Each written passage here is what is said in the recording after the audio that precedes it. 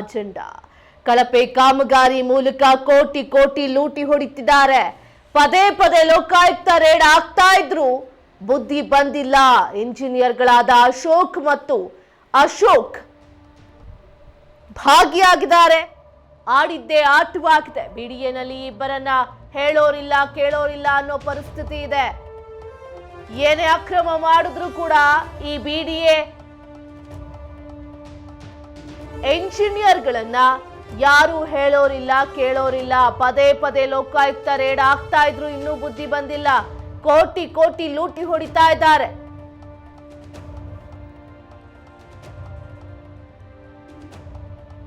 ಬಗೆದಷ್ಟು ಬಯಲಾಗ್ತಾನೆ ಇದೆ.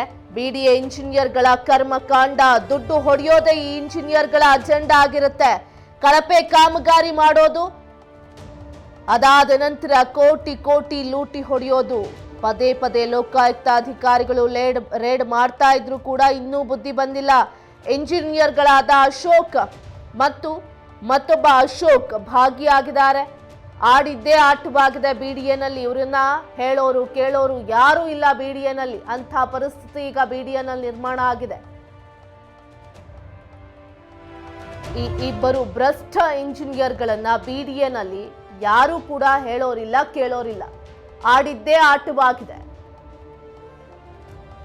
ಕಳಪೆ ಕಾಮಗಾರಿ ಮಾಡೋದು, ಕೋಟಿ ಕೋಟಿ ಲೂಟಿ ಹೊಡೆಯೋದು, ಇದೇ ಈ ಭ್ರಷ್ಟ ಇಂಜಿನಿಯರ್ಗಳ ಕಥೆ. ಬಗೆದಷ್ಟು ಬಯಲಾಗ್ತಾನೆ ಇದೆ. ಬಿಡಿಎ ಇಂಜಿನಿಯರ್ಗಳಿಬ್ಬರ ಕರ್ಮಕಾಂಡ. ಕಳಪೆ ಕಾಮಗಾರಿ ಮಾಡಿ ಕೋಟಿ ಕೋಟಿ ಹಣ ಲೂಟಿ ಹೊಡೆಯೋದೇ ಈ ಇಂಜಿನಿಯರ್ಗಳ ಅಜೆಂಡಾವಾಗಿದೆ. ಕಳಪೆ ಕಾಮಗಾರಿ ಮಾಡಿ ಕೋಟಿ ಕೋಟಿ ಲೂಟಿ ಹೊಡೆಯೋದು ಅಂತ ಯಾಕೆ ಹೇಳ್ತಿದೀವಿ ಅಂದ್ರೆ, ಸಾಕ್ಷಿ ಸಮೇತ ನಿಮ್ಮ ಪ್ರಜಾ ಟಿವಿ ಹೇಳ್ತಾ ಇರುವಂತದ್ದು. ಸುಖ ಸುಮ್ಮನೆ ಆರೋಪ ಮಾಡ್ತಾ ಇಲ್ಲ ಯಾವೊಬ್ಬ ಬಿಡಿಎ ಇಂಜಿನಿಯರ್ಗಳ ಮೇಲೆ. ಇದಕ್ಕೆ ಸಾಕ್ಷಿ ಎಂಬಂತೆ ವಿಡಿಯೋದಲ್ಲಿ ನೀವು ಗಮನಿಸಿ, ರೊಟ್ಟಿ ತರ ಹಾಕಿರುವಂತ ಟಾರ್ ಎದ್ದು ಬರ್ತಾ ಇದೆ. ಅದೆಷ್ಟು ದಿನ ಇರುತ್ತೆ ಹಾಗಾದ್ರೆ ಅವ್ರು ಹಾಕಿರುವಂತ ಟಾರು? ಬ್ರ್ಯಾಂಡ್ ಬೆಂಗಳೂರು ಅನ್ನೋದು ಡಿ.ಕೆ. ಶಿವಕುಮಾರ್ ಅವರ ಕನಸಿನ ಕೂಸು. ಆದರೆ ಈ ರೀತಿಯಾಗಿ ಬೆಂಗಳೂರು ಅಕ್ಕಪಕ್ಕ ಬೆಂಗಳೂರು ಗ್ರಾಮಾಂತರ ಡೆವಲಪ್ಮೆಂಟ್ಸ್ ಆಗ್ತಾ ಇದೆ ಅಂದ್ರೆ ಯೋಚನೆ ಮಾಡಿ ಎಷ್ಟರ ಮಟ್ಟಿಗೆ ಕಳಪೆ ಕಾಮಗಾರಿ ಆಗ್ತಾ ಇದೆ. ಹಣ ಕೋಟಿ ಕೋಟಿ ಹಣ ಯಾವ ರೀತಿಯಾಗಿ ಲೂಟಿ ಹೊಡಿತಾ ಇದ್ದಾರೆ ಇಂಥ ಭ್ರಷ್ಟ ಇಂಜಿನಿಯರ್ಗಳು ಅಂತ. ಈ ಇಂಜಿನಿಯರ್ಗಳ ಭ್ರಷ್ಟಾಚಾರ ಪ್ರಶ್ನೆ ಮಾಡೋಂಗೇ ಇಲ್ಲ ಯಾರು ಕೂಡ. ಪ್ರಶ್ನೆ ಮಾಡಿದ್ರ ಅವ್ರ ಮೇಲೆ ಸುಳ್ಳು FIR ಹಾಕ್ಸೋದು ಇವರ ಕೆಲ್ಸ. ಕೋಟಿ ಕೋಟಿ ಲೂಟಿ ಹೊಡೆದ್ರು ಇವರ ವಿರುದ್ಧ ಯಾರು ಕೂಡ ಕೆಮ್ಮಂಗಿಲ್ಲ. ಬಿಡಿಎನಲ್ಲಿ ಇವರಿಬ್ಬರದೇ ಸರ್ವಾಧಿಕಾರಿ. ಯಾರು ಹೇಳೋರಿಲ್ಲ ಕೇಳೋರಿಲ್ಲ. ಬಿಡಿಎನಲ್ಲಿ ಇಬ್ಬರು ಇಂಜಿನಿಯರ್ಗಳದ್ದೇ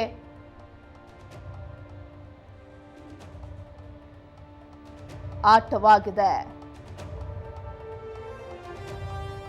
ಬಿಡಿಎನಲ್ಲಿ ಈ ಇಂಜಿನಿಯರ್ಗಳದ್ದೇ ಒಂಥರ ಶನಿ ಕಾಟ ಇದ್ದಂಗಾಗಿದೆ. ಯಾರು ಕೇಳಂಗಿಲ್ಲ ಕೆಮ್ಮಂಗಿಲ್ಲ. ಯಾರಾದ್ರೂ ಕೇಳಕ್ ಹೋಗ್ತೀರಾ ಅವ್ರ ಮೇಲೆ ಸುಳ್ಳು FIR ಅನ್ನ ಹಾಕ್ಸ್ತಾರೆ.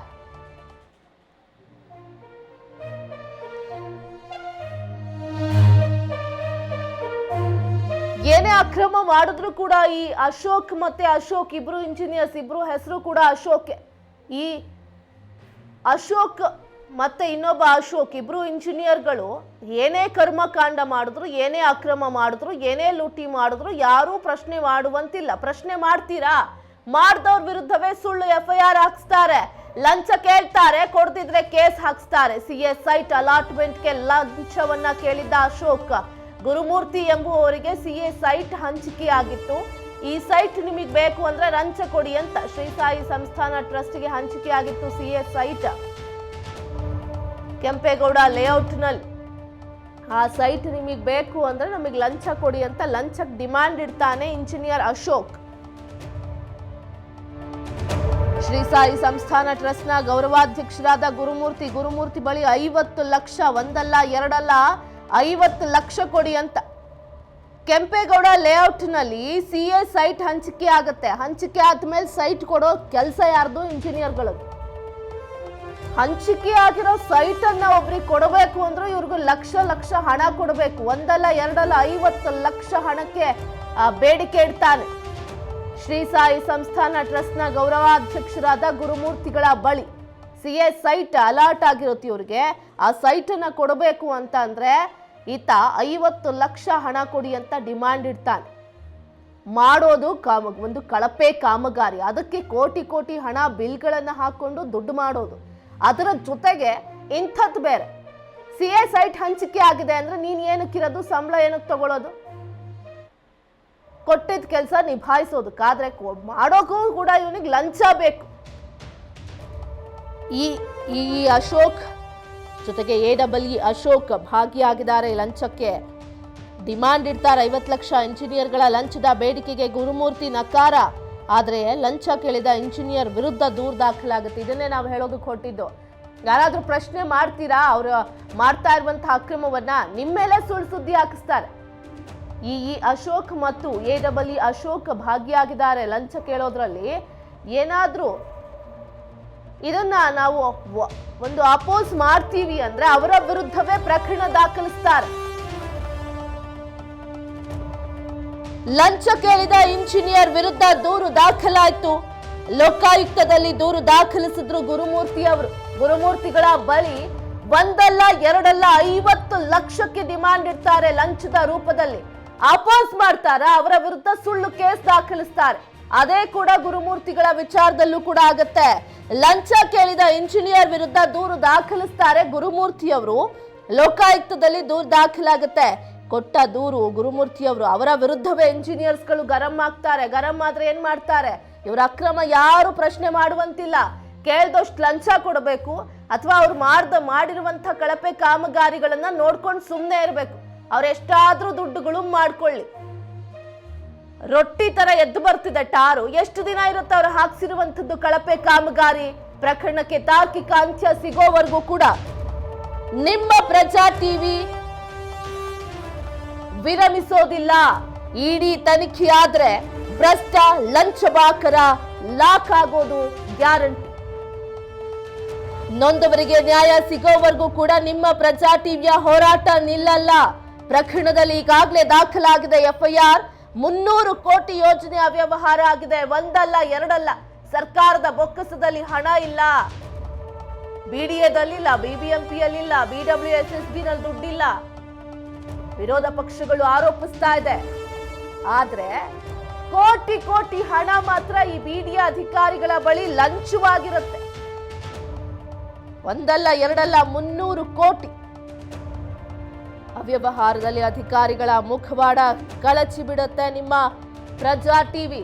ನ್ಯಾಯ ಸಿಗೋವರೆಗೂ ಕೂಡ ಈ ಹೋರಾಟವನ್ನ ನಿಲ್ಲಿಸೋದಿಲ್ಲ. ಈ ಭ್ರಷ್ಟ ಅಧಿಕಾರಿಗಳ ವಿರುದ್ಧ ಕಠಿಣ ಕ್ರಮ ಆಗಲೇಬೇಕು. ಈ ಪ್ರಕರಣವನ್ನ ಸರ್ಕಾರ ಗಂಭೀರವಾಗಿ ಪರಿಗಣಿಸಲೇಬೇಕು.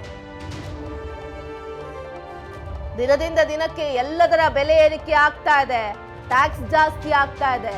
ಜನಸಾಮಾನ್ಯರು ಜೀವನ ನಡೆಸೋದು ಹೇಗಪ್ಪ ಅಂತ ಪ್ರಶ್ನೆ ಉದ್ಭವಿಸ್ತಾ ಇದೆ. ಇಂಥ ಸಂದರ್ಭದಲ್ಲಿ ಸರ್ಕಾರದ ಬೊಕ್ಕಸದಲ್ಲಿ ಹಣ ಇಲ್ಲ ಅನ್ನೋ ಆರೋಪದ ಸಂದರ್ಭದಲ್ಲಿ ನೂರಾರು ಕೋಟಿ, ಸಾವಿರಾರು ಕೋಟಿ ಈ ರೀತಿಯಾಗಿ ಅಕ್ರಮ ಅವ್ಯವಹಾರ ಮಾಡಿಕೊಂಡು, ಕಳಪೆ ಕಾಮಗಾರಿ ಮಾಡಿಕೊಂಡು, ಲಂಚ ತಗೊಂಡು ಬಿಂದಾಸ್ ಜೀವನ ಮಾಡ್ತಿದ್ದಾರೆ ಇಂಥ ಅಕ್ರಮ ಅಧಿಕಾರಿಗಳು.